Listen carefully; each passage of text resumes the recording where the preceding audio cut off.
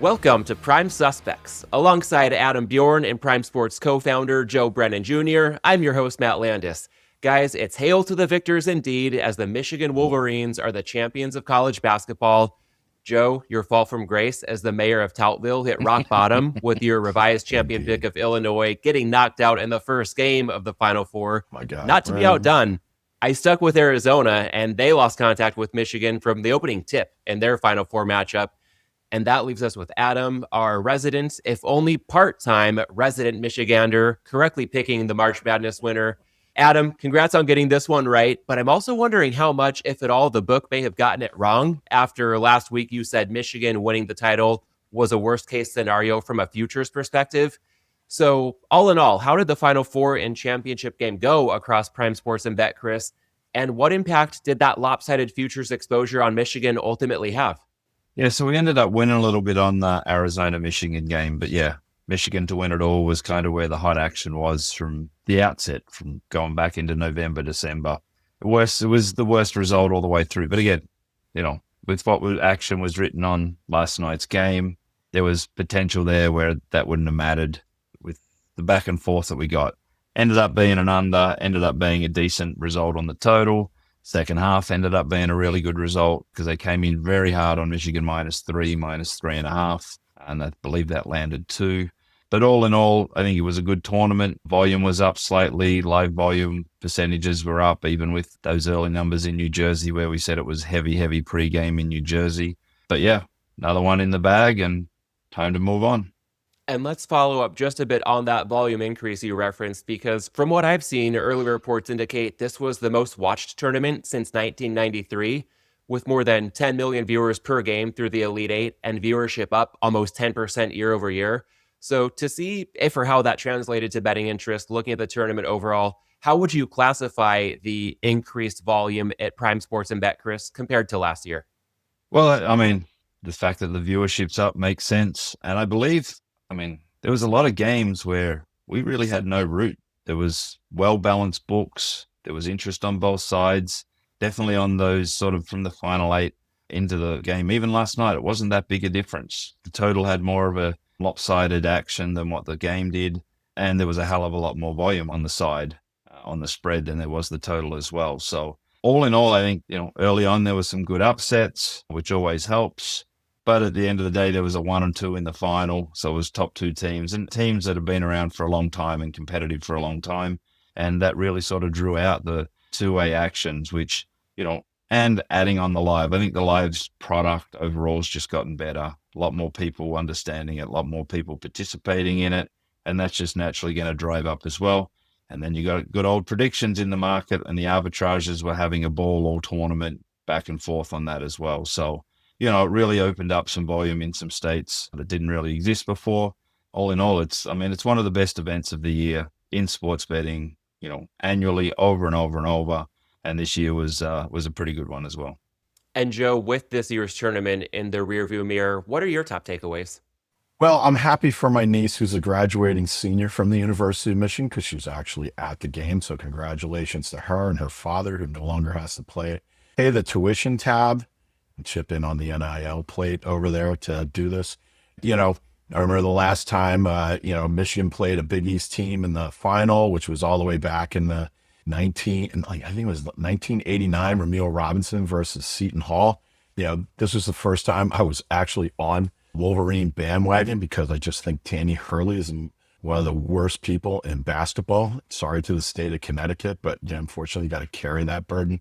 But all in all, regarding the tournament, obviously, anybody who thought I was seriously on Illinois didn't listen to all the comments that I made about Illinois. So I'm totally unsurprised by that. And if you also listen to my comments about Arizona never really being able to, stand up to their number 1 rankings, I'm just going to have to say, Matt, I told you so, although I don't think I actually told you that. I think you wound up with a worthy championship game, though, coming down to the top seed one of the top seeds in the tournament. And then clearly, number 2 seed, I said from the beginning of the tournament, the 2 seeds were more interesting. UConn certainly made a go of it. As far as the ratings on this thing, I'm sure people are going to say which we will not speak their name on our show, Prediction Markets, probably played a heavy role in the increased betting and whatever. But actually, it was a really interesting tournament. I think the first weekend really powered it. The first day of the tournament with all the upsets really increased public awareness of the tournament. I think all in all, they did a great job. And yeah, I mean, it's just who right now has opened up already as next season's national champion favorite in futures bets? Are we doing what the public always does, which is immediately pick the winning team to repeat? By the way, did you notice that the average age of the starting five for Michigan was 22? Nobody on their team came in to Michigan as a freshman, and they had one of the older guys in the tournament playing at the age of 25. So it's a weird way of kind of synthetically recreating something that's always in the past did well, which was senior leadership of teams, older teams that did well in the tournament versus young teams. You'd certainly say like Duke didn't benefit from all that youth right now, and that maybe Michigan, was going to start a trend towards old guys. That could be the case. And one thing to follow up on, Joe, I'm seeing opening numbers for next year's champion, Duke, at the top of the board in the range of 7-1. Oh, felt so unimaginative. Like, come on, really? All right, well, bring it, Dukies. They're like Notre Dame bettors in football. They'll bet that, like, no matter what the odds are, it's like, oh, yeah, we're going to win the national championship. Good luck. We are seeing Michigan in the range of 10-1 to repeat, and then Florida in the range of 12-1. Adam, is this something you've even got up at this point at BetCris and Prime Sports, or are you just letting the rest of the market do its thing and you'll take it more seriously when the season picks back up in a few months? Yeah, I imagine they'll have taken the day off and not put anything up at this stage. Again, I'm surprised at how many people actually bet this far out. Again, we're literally 12 months out, posting money up and things like that on this stuff. So yeah, not in any hurry to get that stuff up. We got a ton of stuff this week, playoffs around the corner in NBA and NHL. I'm sure people can better spend their money on a place where we can actually collect it, win or lose. And we'll get to a major event this week where people can spend their money should they be inclined to bet. But first, we'll pivot from the hardwood to the felt and stick with the Wolverine state in a sense, surveying the state of poker. FanDuel last week launched a 3-state poker network under the PokerStars brand, offering pooled liquidity to players across Michigan, Pennsylvania, and New Jersey. Adam, compared to the early 2000s, poker has lost a lot of its luster in the operator mix, rarely appearing in the same sentences as sports betting, DFS, sweepstakes, iCasino, or prediction markets. But it seems to be making a resurgence in audience interest with new B2B poker platforms emerging and trying to revive the vertical in the US. So from your perspective as an operator, how appealing is poker as a product category, and why would you or wouldn't you consider adding it to Prime Sports and BetCris? Absolutely zero interest in poker. Absolutely don't see it appealing at all. If you think sports betting's tough, try getting margins out of poker and getting that machine humming along. I've seen behind the scenes of some poker brands and whatnot. I had heard it's probably been a good 12, 18 months, talk about the ability of bringing back state cross borders or whatever of the poker world and then having these kind of pools operating and working and potentially that becoming something. Never been on my radar. Played, back in the day on the PokerStars and the party poker and all those kind of things. They've got the brand, they've got the verticals, they've got the eyeballs. Why not just plug it in and do it? But for anyone else coming in as a poker-only standing thing or a new brand or anything of that side, it's really clear, I think, GG Poker buying the World Series and what they're trying to do with that. Flutter having PokerStars, there'll be other kind of products trying to come in, just like everything else, just reinventing the wheel in any way they can. But yeah, for us, zero interest, zero pathway, won't be chasing that one down. And Joe, we'll see if there's more intrigue on your end when it comes to this topic. I know poker's cultural influence took a hit in 2006 with the passage of the Unlawful Internet Gaming Enforcement Act, also known as the UIGEA, and it was decimated by Black Friday 15 years ago next week on April 15th, 2011. Where do you see poker fitting into the mix today, and what do you make of FanDuel's PokerStars 2.0 implementation and rollout with multi-state liquidity and a single wallet experience? Well, first, a little historical perspective from the old guy.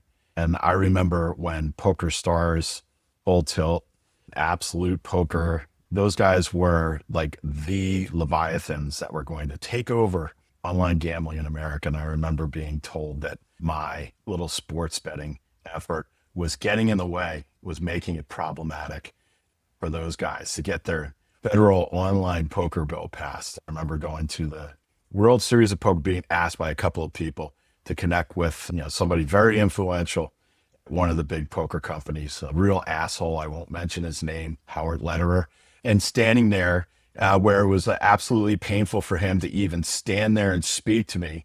And it basically is lecturing me, I guess, because his ironic nickname is the professor. I think everybody looking back on that one now thinks, ooh, they might have chosen better on that one. But being lectured by him about how sports betting and the effort that we were doing was getting in the way, it was making it really problematic and everything. And I said to him, like, the irony here is that in this two-person conversation, only one of us has taken a federal pinch for bookmaking, and it's not me.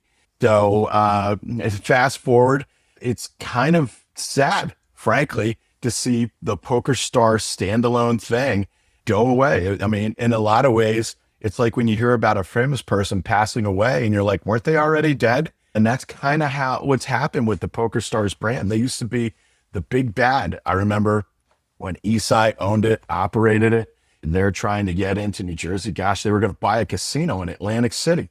Whose idea was that? In order to be able to get a license there. And fast forward to today, and like poker's such a nothing burger. We're talking about like other sweeps and iCasino and all these other things. And PokerStars was the number one boogeyman, along with Full Tilt, for the Caesars and for American Gaming Association and all those guys. So to see it kind of like just feebly, die a slow death here, especially in terms of public attention. I mean, obviously it has its core audience. It's going to stick around.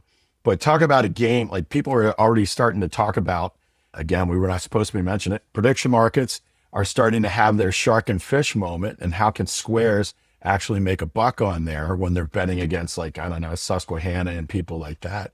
But, that's one of the reasons why poker's just nothing. Like, you don't hear anybody casually picking up online poker. And it's not just because of the geographic distribution. You can still play poker online, maybe not legally, but you can. It just, between you no longer have like the big poker after dark stuff. It doesn't seem like you have the personalities that you once had, the big stars. You don't have the big companies, essentially playing a game of chicken in the American marketplace, trying to outspend each other and see who's going to swerve first between PokerStars and Full Tilt. This thing now becoming like an included feature on the Everything app. Kind of a sad end to a once big bad boogeyman company. With that, we'll shift gears from the felt to the fairway, nearing the end of our back nine this week with a Masters preview. Adam, let's start with you here. Where are you seeing the most exposure at Prime Sports and BetCris? And from a betting perspective, where would you say you might see some potential value right now? So, I mean, Jon Rahm with his current run on the Live Tour, although he's, professional playing in the college leagues with how the Live sort of taken a big dive in recent years. He's getting a lot of money, second favorite. Scheffler's just very short, hasn't seen a lot of action, and we've probably kept him a little bit on side at this point. And then there's a few sort of lesser known names. Harris English and Mark McNeely are the other two that are getting big money. But yeah, right now, going into the weekend, Scotty Scheffler, Rory are actually really good results. Xander Schauffele, one that we always have on side there as well. But for me, I'm hanging my hat on a few Koreans. Siwoo Kim and Jung Jung Im, couple that I'm taking a shot at, and Max Homer as well. Again, it's the Masters. It's one of my two favorite weekends all year, along with the Breeders' Cup. So yeah, I'll be locked in, doing some live trading Sunday, and just enjoying Augusta and its greenness. And pardon me if this is an embarrassingly amateur follow-up question as somebody who's not really in the weeds when it comes to golf betting, but if I'm understanding correctly, there might be markets like top Korean finishers or top Asian finishers. And with your bullishness on the guys that you singled out to maybe win the whole tournament, are those the kinds of markets that you might also be looking into to maybe broaden the attack surface for an angle like that?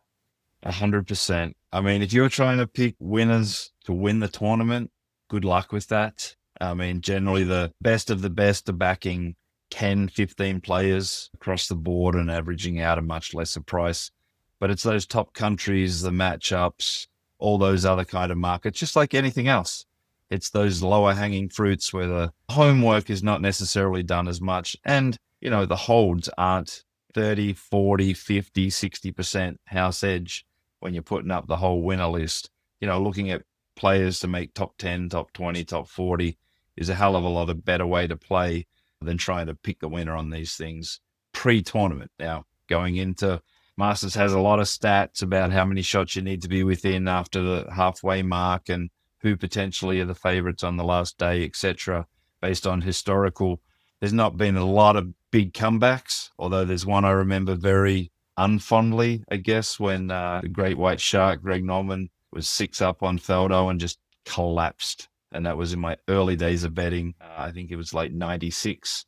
Thankfully, I followed up the following year, backing some guy called Eldrick Woods at 16s and 20 to 1s that made a pretty good score in 1997. So, it's picking winners is very hard in golf. Definitely look for the other angles. And then, like everything else, live betting and updates after each round is where some value can be found.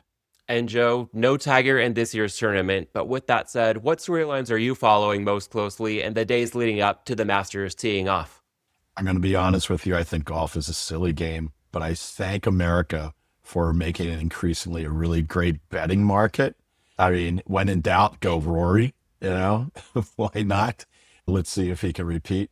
And this is something that might get edited out on the editing floor, but I was wondering, Adam, if you saw the back and forth that Rufus was having yesterday on Twitter about Desi pricing on golf, something that he claimed that he'd been pushing for a long time, and seems like he's having a, old wine in a new bottle philosophical collision with some of the nouveau kids coming to our sector via prediction markets, etc. He was saying that it makes it a better market. I'm just kind of curious what your thoughts were on that. Because, I mean, when Rufus finally gets out and starts wonking out, that's got my attention.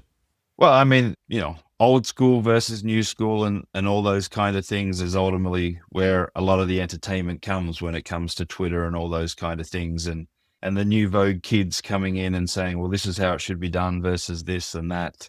So it's always interesting. And, obviously I'm even older than Rufus and been around longer than Rufus and started with pen and pencil in the beginning of time. So, it's always entertainment, especially if it gets on X and whatnot with the back and forth. But when it comes to golf, there is no one on this planet that should question Rufus when it comes to gambling on golf. Well, it just goes to show you there's a shitload of people on Twitter who don't know who the F Rufus is, are more than willing to go toe to toe with them with some back and forth. It is ridiculous. But, chalking up like all these kids, it's like the kids who discovered the moon this week, right? Like, never knew that thing existed before. Golf betting. Wow. Tell us how to do it, guys. Sticking with golf betting and alternative options beyond purely picking outrights. Adam, I understand you're in a Calcutta that drafts tomorrow, so I'd be curious for anything you can share in terms of who's in it, how it's structured, and without giving away too much in a public forum, how you're approaching it. Well, one person that'll definitely be there is Rufus. And really, speaking of poker, when it comes to that round table, when they always say if you sit down at the poker table and you're not sure who the fish is, then you're the fish. I 100% know that I am the fish when it comes into this particular thing. These are some of the best professional bettors, punters, gamblers on a varying array of things, around the world. It's a global sort of continent collection of people. My tactic is sort of eye a few people, look for some decent pricing, go against the grain a little bit. I know that a lot of them are driven by what the market prices is. I have to know that I'm getting a little bit of negative equity in a few of these spots to pick up a few players. And again, for me, it's just going in there, trying to get 5 or 6 players where I need to maybe earn 8 to 10% of the pot at the end of the Sunday. But for that, it's just having a bit of fun and getting to sweat some more participants on the weekend and over the course of the 4 days. I'm assuming that's not being live streamed anywhere right now because of participants around the table. No, so generally it has been every year. I think last year was the first time. Sometimes it's recorded and played after, but it has been live streamed. Oh, yeah. Well, here's your opportunity to plug it. Again, I'm not sure what the goal is. I'm not sure exactly who all the participants are showing up at this point in time. I've seen there's about 6 to 8 tentatives right now. But again, hearing the back and forth, if they do live stream it, and there's other ones out there on YouTube from previous years, you've got some of the greatest minds in gambling in that room. So it's always it's interesting hearing the back and forth and why, potentially when they drop a nugget here and there of why they played a certain player or see the equity positive value and how the smart guys look at all this stuff. Probably more drama than round 1 of the NFL draft. And we'll get to that in due time. But first off, we'll wrap up this week's episode with a final question, a jump ball, or perhaps a scramble, to borrow from Golf's lexicon. Guys, at current odds, even if not the most advantageous odds based on the other markets Adam spoke to just a moment ago, looking for one name here, who do you like to win the Masters? Picking your favorite child one. Again, Rory, after breaking the duck last year, which it was good to finally see him win it. Will he go back to back? He's had some back issues, whatnot. Scotty Scheffler, I cannot back anyone in any golf tournament at single-digit odds. But at 6 to 1, when I saw it this week, I actually thought, maybe it's worth a pick, because if you had looked at this 3-4 months ago, he could have been 2-3 to 1. But I'll take my Korean pair, Kim and Im, put those together, and they probably average out 3 or 4 times the price of Rory anyway, and see how it's going, sitting Friday evening, Saturday evening, Sunday morning, and go from there. I just want to ask, break the duck? What is that Australian for? Oh my God. Well, as Joe was pondering that, I was trying to get some real-time odds. Adam mentioned Rory a touch north of 14 to 1, Scheffler a touch north of 6 to 1. I'm seeing Kim at about 45.5 to 1, and Im a little north of 175 to 1. So a wide range of possible outcomes there, from the odds-on favorite to the bottom of the board. I can't recommend anybody in good conscience based on any of my own knowledge about golf, but maybe as a nod to the great Scotty Scheffler from the Stardust days, I'll go with Scotty Scheffler. Adam said maybe some value, as rare as that may be for a single-digit favorite in golf. Give me Scheffler. Joe, I know you're going to accuse me of choking on the chalk when Scheffler doesn't win this one, as I choke just to get that one out. Who's your winner for the Masters this year? I'm just loving your logic, like, oh my God. You're like, so Scotty Scheffler, like Rory. All right, at least I'm not going to take too much heat from you for looking at one of the odds-on favorites as far as all things are concerned in the 2026 Masters. I'm happy that it's a growing market in the United States. I'm happy that we seem to do really well at it, and that BetCris, Arizona, and Prime offer the highest limits. Plug for our guys out there when it comes to golf markets in the United States. So much so that I've had guys tell me, why are you doing that? You're going to lose all your money. Please bring them down. But yeah, silly game. I will say this though. I noticed it about a month ago. Betfair was trading one Sunday afternoon. They did about 2 million in volume. On Kalshi, it was a bit over 50 million in volume. Just watching Sunday afternoon, that how much is traded on Kalshi, it would be just a fascinating number as it rises and rises and rises, because that was when I saw, what prediction markets are bringing, and what it is like, holy shit, the American consumerism and the gamble that they have in them here, trading anything and everything. Golf is the perfect product on a Sunday when there's nothing else to trade to really go harder. And there's nothing bigger than the Masters when it comes to this. So I imagine there'll be some insane money Sunday, especially traded on these prediction markets for the Masters. Well, it could be fun to possibly revisit some of those figures come this time next week. But for now, we'll go ahead and wrap up this episode. To the audience, whoever you have winning the green jacket in Augusta, thanks as always for tuning in, and we'll catch you next week. Thanks for listening to this week's episode of Prime Suspects. Register for Prime Sports at primesports.com and download the Prime Sports app. You can follow us on Twitter at @PrimeSuspects_, at Joe Brennan Jr., and at Adam Bjorn. You must be 21 or over to play on Prime Sports. Always bet responsibly and within your limits. If you or someone you know has a gambling problem, call 1-800-GAMBLER.